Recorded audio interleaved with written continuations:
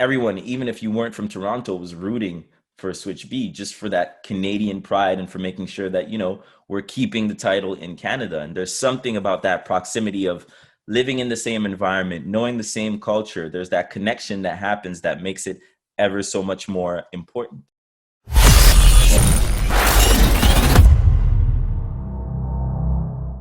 And speaking of post, uh, back right after Black History Month, right? You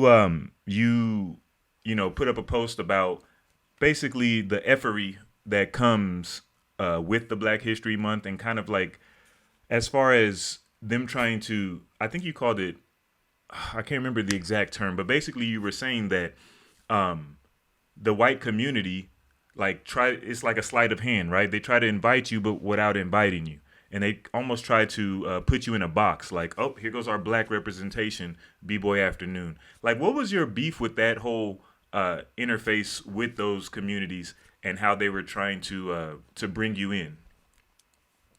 So this is the thing to me. Black History Month was started for people to start looking, paying attention to the actual Black history and seeing things that have been done before.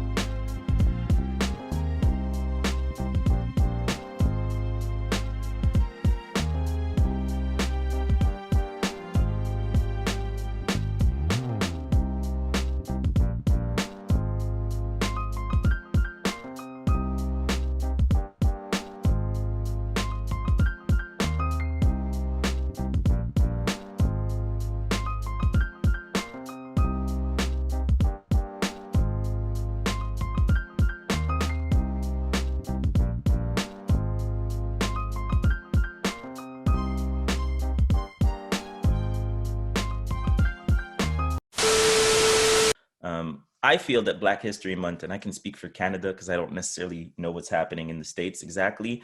It's become a let's find our token Black person to put in front to show that we're not racist. But nothing is actually being done. No power is being transferred. No controls are being given to that actual community to do what it wants to do.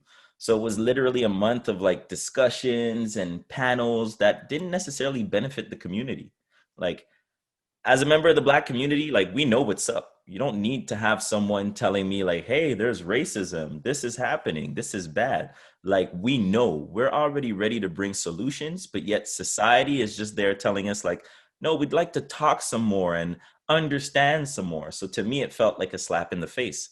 So that whole month, I had so many people hitting me up like, hey, do you want to come and talk? Do you want to do a performance? I'm like, nah, call me after Black History Month. And no one has called back. So it proves my point. Right, because you didn't fit into the narrative that they were trying to present. So it's like, oh well, your month is over, sir. Yeah, exactly. You know, I Their invitation expired. exactly. No doubt. And something that I've always wondered. So, how Black History Month starts off basically as ADOS History Month, right? So I consider myself ADOS, Hmm. American descendant of slavery, right? So, Hmm. like, I have a very specific lineage, a very specific history, just like Hmm. you are Haitian, right? So you have a Hmm. very specific lineage, very specific history. Um, how does Black History Month transform from African American History Month, which it's even been called, to like being in Canada or being in the UK where that many Black Americans don't live? Is it just like you guys adopted the idea, like, yo, we're gonna start telling our history as well, or how does that happen? So this is something that gets really difficult, and like a lot of people have different views, but it's seeing it in the sense that like slavery is something that impacted the world, and specifically people of black skin color to different extent. So oftentimes when separating African American, black from Canada, black from the Caribbeans, it's often sometimes seeing, well, what kind of slave master was on top of your ancestors and what kind of tactics did they use? So I think the idea behind it was to bring everything together, not saying that all of our plights are the same, but that there's a lot of similarity. A lot of times people look at Canada and they're like, yo, there's no racism there. Y'all don't get shot.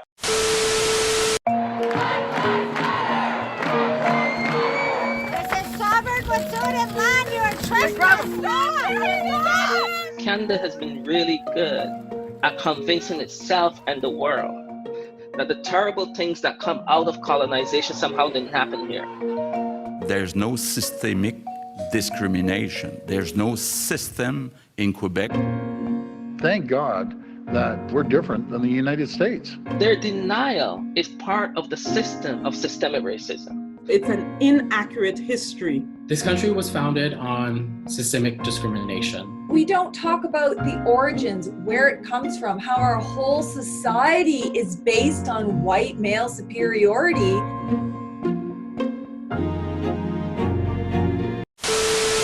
I'm like, yeah, we do. It just doesn't pop up in the news. Like they bury that stuff deep. So this is the thing. It's an opportunity for us to bond together and at the same time see, well, what can we learn from each other and how can we help each other? I was telling someone that was arguing with me that like, yo, you don't understand. You weren't raised in the Americas. And I was like, I'm not denying that with you, but you have to understand that as soon as I step foot in the US, unless I show them my Canadian passport, I'm exactly the same as you, fam. Like there's no difference. Okay. And so with that being said, like, oh, did you know this? I was reading, I was, because I'm an avid reader. So I was reading this book and they were talking about the Haitian Revolution, right? Something that I didn't know, and it was at no fault to the Haitian people. I didn't know that the Haitian Revolution negatively impacted ADOS people. Did you know that? It negatively impacted everyone black because they were like, what? These people revolted? They're like, all right, we're going to make sure that they never make it out, hence the situation of Haiti. And we're going to make sure that there is no possible connections between Africans or Americans of different African descent. So that's why you had that animosity between Haitians and African Americans. But I'm going to get even more specific on you, PM.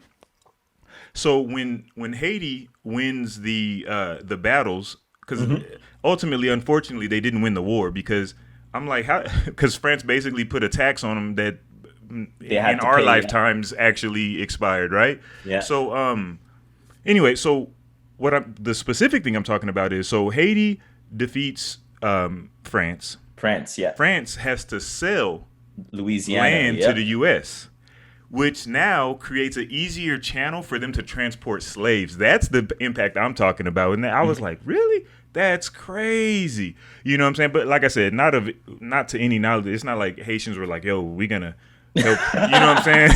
It wasn't like that, but it's funny how that all worked out. You know what I'm saying? So anyway. And that's the thing that's crazy when we're talking about like just Black history, African American history, is that there's a lot of different things that although don't necessarily happen in America, have an impact. And I think that's the idea behind Black History Month, not to be pigeonholed, but to look at the picture as a whole. No doubt. And what do you think about like my identification as ADOS? Because I see me and you as the same race, but not the same ethnicity. Today's discussion is going to be about the origins of both ADOS and reparations, and how me and Yvette Carnell got together, a Howard grad, a UCLA grad, and birthed this movement that deals with both lineage and the realities of wealth and the solutions, or the answer ultimately, to how you're able to provide for your family in an America where white America has basically taken all the wealth. For a lot of people before they were introduced to my channel, they didn't understand wealth. They thought we was close, Cosby Show dreams. decadent veil.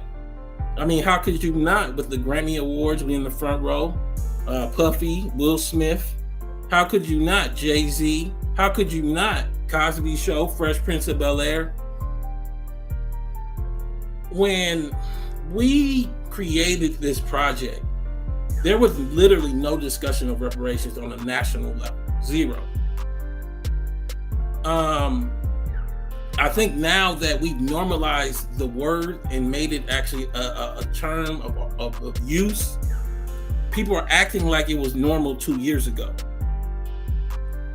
Go watch other people's channels 3 years ago and 4 years ago, and then compare that to the content that I'm gonna show you now that takes us back through the timeline of how this all developed. Can we talk today? We're gonna get into it.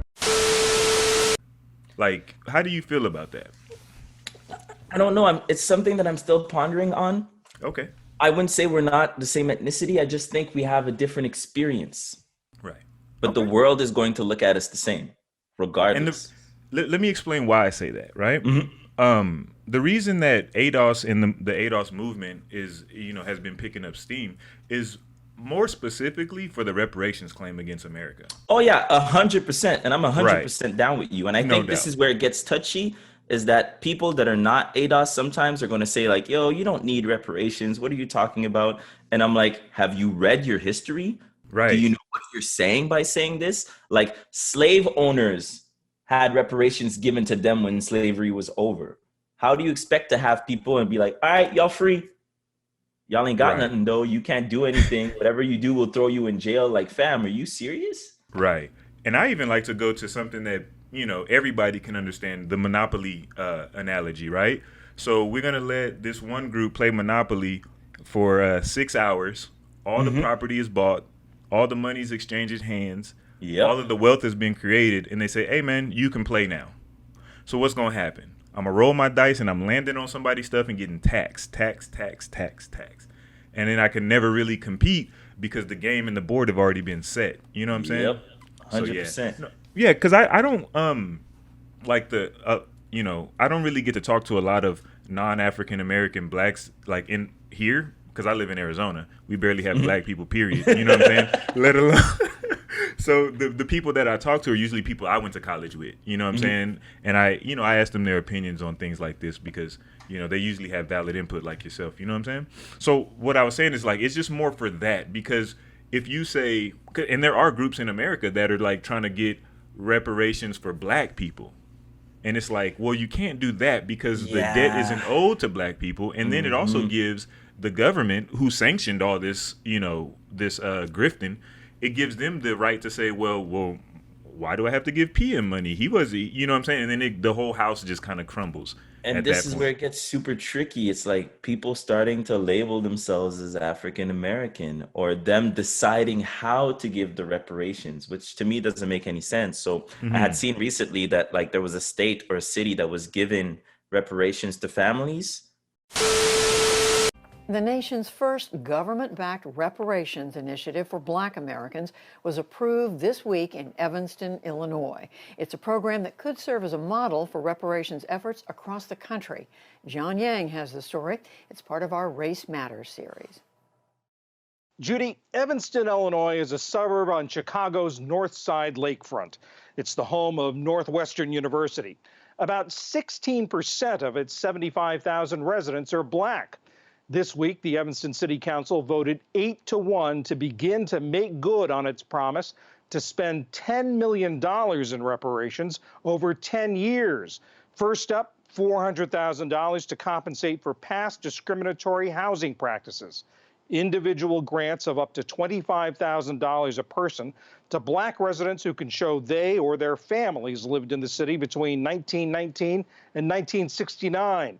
The money can be used for down payments, mortgage payments, repairs, or home improvements. Almost all the money will come from taxes on the sale of recreational marijuana. To the amount of $400,000, but that could only be spent on property and property improvement.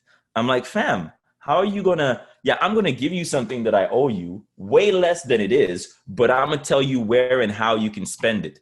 knowing damn well that a majority of the companies that are running renovations when it comes to houses and people that are doing, whether it be real estate, are not from those communities. It's like a catch-22. Yeah, and I know exactly what you're talking about. And it was also some more stipulations where you had to be from that place and have a descendant that was alive during a certain time period. Like, it was even more rules stacked on it. I was like, well, where were these rules when it was like slavery? It was like, no, you got a couple grand, here goes a slave, make them do what you want. You know what I'm saying? So it's, you know, it is what it is, as they say. You know what I'm saying?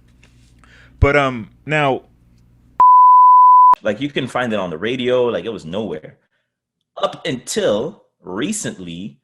There's some white rappers that are doing hip hop. So now they get all the space, they get all the shine, they get access to opportunities and venues that we could never have in our time. And now they're making it big. And all of a sudden, the Black presence or the Black aesthetic is just seen as something to sprinkle on.